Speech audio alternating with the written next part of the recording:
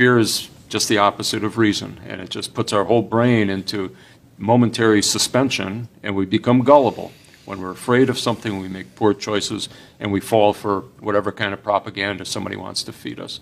The left knew exactly what they were doing. So all of the rhetoric about global warming isn't about how well we understand the science of climate or the natural processes or the link between carbon dioxide and climate change. You see very little of that in the mainstream media, from environmental groups, even from the science community.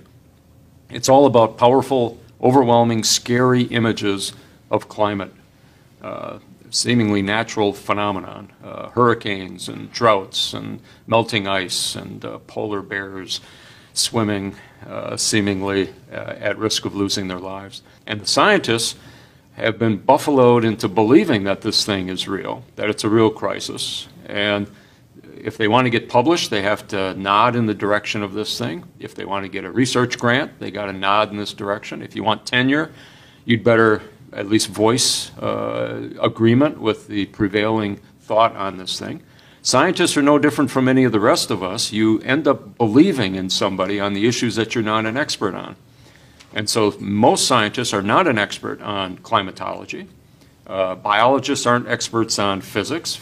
Physicists aren't experts on geology. Geologists aren't experts on, fill in the blank. There's over 100 specialties that are involved in climate science.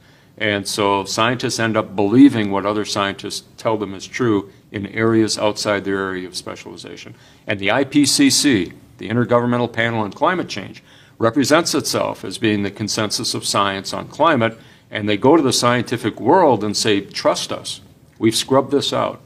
We represent the consensus. So even though your own research doesn't seem to support a human impact on climate, trust us, other people's do. The IPCC took advantage of the fact that scientists aren't generalists, don't know all the facts, put their faith in a government agency when they should not have done that, and then end up devoting the rest of their career to finding evidence to support a hypothesis that at the end of the day can't be supported.